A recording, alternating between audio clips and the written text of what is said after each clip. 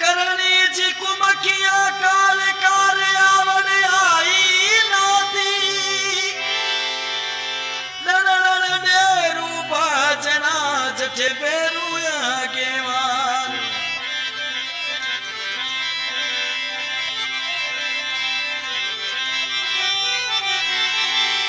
मासिया सोजी उजाड़ पखमा सात मशू करीवार